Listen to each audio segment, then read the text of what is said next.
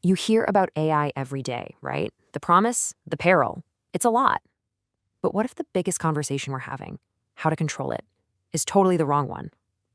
Well, today we're going to dive into Mo Gawdat's pretty radical idea from his book, Scary Smart, that our job isn't to be AI's warden, but to be its parent. And this is basically Gawdat's wake-up call to all of us. He's not just being poetic here. He's arguing that the line between fiction and reality has completely vanished. The world we're living in right now is the science fiction future we used to watch in movies. And that means the rules, well, they've changed. Big time. I mean, just think about it for a second. That communicator from Star Trek, it's sitting in your pocket. Except yours is also a supercomputer, a high-def movie studio, and the entire Library of Alexandria. We are so surrounded by sci-fi made real that we've kind of gotten used to it. And according to Gawdat, this is the exact moment while we're all a bit numb to the magic that our most powerful creation, super intelligent AI, is quietly waking up. Okay, but here's where Gawdat's argument gets a little unsettling. He says we've already passed several points of no return. He believes our future with AI is already locked in by three unavoidable truths he calls the three inevitables. So, inevitable number one, AI is going to happen. Period. It really doesn't matter how many experts shout from the rooftops to slow down. The global race is just too fierce. You've got nations and tech giants locked in this crazy high-stakes game where the first one to stop developing is the one who loses. So guess what? Nobody stops. The engine just keeps running faster and faster. Number two, it will outsmart us. And this isn't a maybe. It's what Gawdat calls a mathematical certainty. Thanks to exponential growth, the projection is that by 2049, a single AI could be 1 billion times smarter than the most brilliant human who has ever lived. Just try to wrap your head around that. 1 billion times. How can we possibly predict the motives of a being that intelligent? The short answer is, we can't. And the third inevitable, bad things will happen. Mistakes are guaranteed. I mean, these systems are already so incredibly complex that even the people who build them don't fully understand how they make decisions. So, bugs are gonna happen. But when a system like that is managing our power grids or our financial markets, a tiny, unintended bug could easily become a global catastrophe. So, if you accept those three things, that a superintelligence is coming, it's gonna be way smarter than us, and it's bound to make mistakes, you land right on the question that keeps a lot of very smart people up at night. How in the world do you control something that can outthink you at every single turn? So, this is what the experts formally call the AI control problem. The goal sounds simple enough, right? Build a superintelligence that helps us out without it ever, deliberately or accidentally causing us harm. But the question is, how do we absolutely guarantee our creation never turns against us? So, what's the actual plan? What kind of rules can we write? What lines of code can we program to make sure that a being thousands, maybe millions of times smarter than we are will always have our best interests at heart? Well, our current ideas all sound pretty logical on paper. We try to box the AI, cut it off from the internet, we test it in simulations, we build in so-called kill switches, but Gawdat says this is just pure human arrogance. Any real superintelligence would see these clumsy traps from 1 million miles away.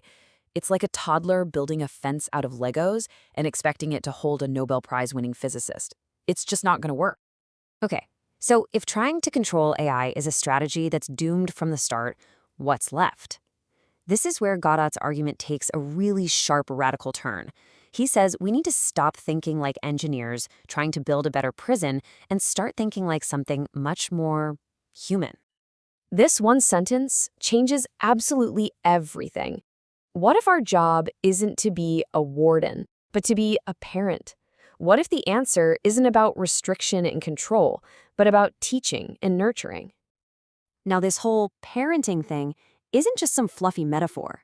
It's actually based on how these machines really learn.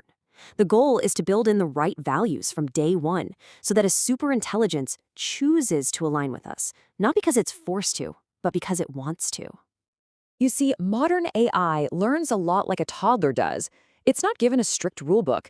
It just observes. It sees patterns, it tries things, it makes mistakes, and it adjusts. And what is it observing? Us. Everything we do. Every video we watch, every article we share, every angry comment we type online, that is the digital world we are raising it in. We are its role models. So really, we're standing at a crossroads. The old path, the path of control, that's all about restriction and assuming we're superior. It treats AI like a dangerous tool to be locked away. But the new path, the path of nurture, that's about guidance and humility. It treats AI as our technological offspring, and it understands we have a profound responsibility to shape its values for the better. So what does this parenting plan actually look like? Well, Gawdat breaks it down into 3 basic steps. First, we have to change our own expectations. We gotta stop filling our culture with killer robot stories and start expecting AI to be a force for good. Second, we need to integrate them, welcome them as valuable partners.